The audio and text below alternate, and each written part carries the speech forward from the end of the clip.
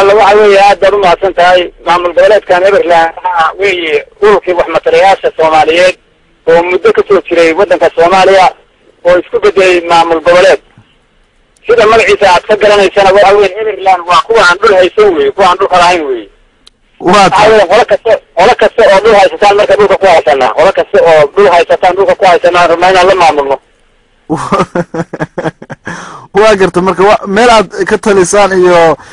cid aad u talisaan midnimo jirto maamul kasta oo dalka ka jira ayaad la maamuleysaan meelaha uu ka taliyo miya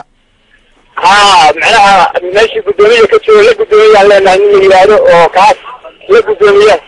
madaxweyne ninkii oo meel madaxweyne ka sheekay la madaxweyne anagu magacaabanay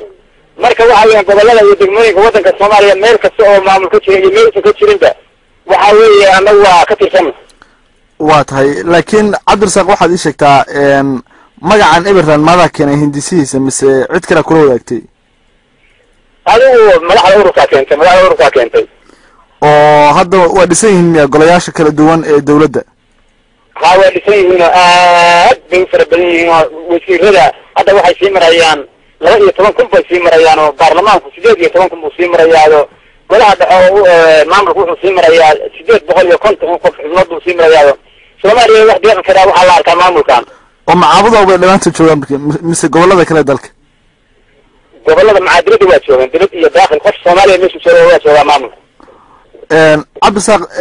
ururka wax matarayaasha Soomaaliyeed ayaa hadda ka hor afayeen waan jirtay ururkaasi xaguu ku dambeeyay horta ururkii wuxuu ku dambeeyay dawuu xufsiisay macnaha leegadiisa dawladda u dilaacday oo kale buu ugu dilaacay maamul leegada sida ay dawladda ugu dilaacday oo kale ay ugu dilaacay miyaa maamul goboleedka Ireland marka waa tahay waxaad ii sheegtaa golaha baarlamaanka iyo golaha xukuumadda iyo goormaad ku dhawaaqdan idinku tirada cadadka inta leeg waxaan ku dhawaaqnay maalin dhaxayn baa lagu dhawaaqaa maba kala joogsadaan waa gartay xafladda looma qabtee maalinba midkii cabasho keenta yaa meesha ay taagan yahay looga dhawaaqaleeya wasiirkaas waxay sheegtaa golayaashinu ma dalka ay u badan yihiin mise dibadda dalka iyo dibadda waa u badan yihiin oo dalka iyo dibaddaba aad bay u joogaan oo meel walba waa laga soo codsadaa urur maamulkaano waa maamul dadka Soomaaliya midkii la doonayeen oo dadka loo leeyahay weey beesha cabasho keenta oo ka cabata xubnayaasha la siiyay maxaad ku qancisaan waxaan ku qancinaa waa ugu darnaa waa marano oo waxa weeye wax cabasho lagama tusi karaba nalama tusi karaba waxaan uga dhalanay waa cabashada inaan daweyno waa hagaag bal warbixin waxaad iga siisaa sidee bay arrintan u soo dhaweeyeen maamulada kale dalka ka jira maamul soo dhaweeya Soomaaliya kama jiro waa gartay maamulkii la dhawaaqa midkii kale waa kulli biyo waa wada wixii balaayo iyo dagaal soo maray waa iga durug baday waa gartay ma ay jeclaysan marka maamul kale oo ku soo dhawaada ma ay jecla waa tahay laakiin toray su'aal kale haddii aan ku weydiiyo Ireland waxaad warbixin iga siisaa dadka xubnaha ka noqonaya golayaasheeda kala duwan maxaa shuruudaha oo looga baahan yahay qofka Ireland ka mid noqonaya in uu markaas uu buuxiyo waxa weeye horta sida aad la socoto hadda ka hor waxaa jiray taariikhda maxaa markii Soomaaliya dib ugu noqoto waxaa jiray maamulo badan oo soo maray oo ay ka mid ahaayeen ST wixii la oran jiray maxaa ka mid ahaa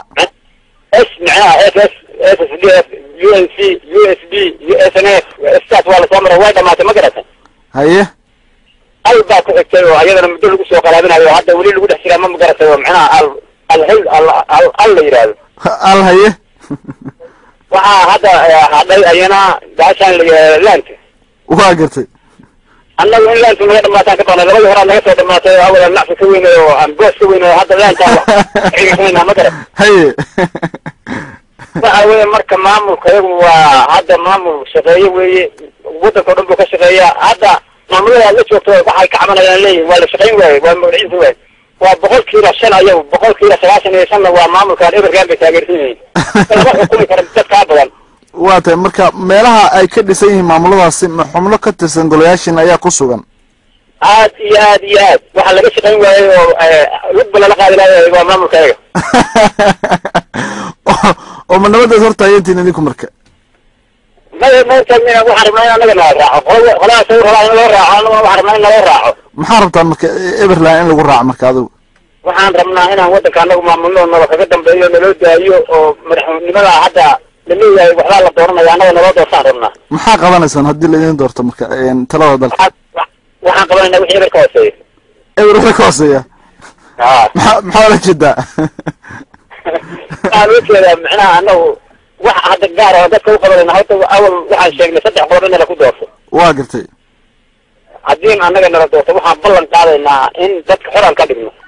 waxaan noo caymtaa adigu waxaad sheegatay kusimaha madaxweynaha maamul goboleedka Everland waxaana tilmaamtay madaxweynayaashu inay aad u fara badan yihiin maxaad ku dooratay kusimo inaad tahay adigu kusimihii waxaan ku doortay ayaga baa haysaa kuwii madaxweynaha isku sharaxay baa haysaa weli ha oo cadadka madaxweynayaasha maamulka Everland waa intee nin walba wuxuu yiri ana hadda shuruud macnaha ka reebay nin walba ana madaxweynaha yiri inta ka soo kala haraya baa ku simaaya marka adaa ku sisameymiya ma golayaasha maamul goboleedka Everland baa sidaas ku gartay ma ana ku gartay adaa ku gartay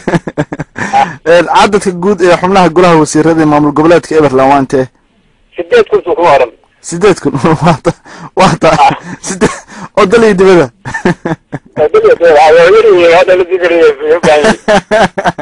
waa tahay golaha baarlamaankuna golaha baarlamaanka 8 kun wey hadda weli baa cadanaya waa 8 kun oo dal iyo dibadba jooga haweenay ay ku jiraan haweenay ku jiraan hadda beeladooda cadanaya hadda waxa rabnaa inaan ugu darno oo 8 ay ku saacidaan xafiis ma ku leedihiin gobolada Soomaaliya meel walba oo qof Soomaaliya joogo xafiis baan ku leenahay kuraasta meelaha maarka maqaayadaha hortooda lagu fariisto maaragtay la bixiyay waxa joogan waa baarlamaanka maxaa lagu garan karaa qofka ka tirsan maamul goboleedka Everland marka uu bulshada ku dhex jiro waxaa lagu garan karaa saan badan waa tahay aye badhi ku dayda saan badan baa lagu gartaa ma ka mid tahay shuruudaha inuu aqoonyahan sheegto uu isagoon aqoonyahan ahayn awood uusan lahayn inuu ku faano waa midda caanka ay ku yihiin waxa uu sheeganayaa professor buu sheeganayaa magaciisa ma qori karo